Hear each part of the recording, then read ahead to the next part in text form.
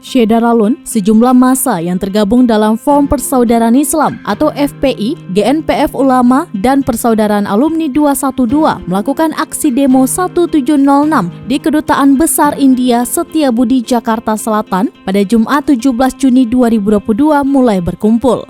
Tampak massa demo membawa dan mengibarkan bendera tauhid. Bersama massa aksi lainnya, mereka menyerukan takbir. Terpantau sekitar pukul 13.30 waktu Indonesia bagian Barat, massa demo semakin banyak berkumpul di depan Kedubes India. Pihak polisi pun telah menyiagakan personel untuk mengamankan aksi dan juga mengatur alur lalu lintas.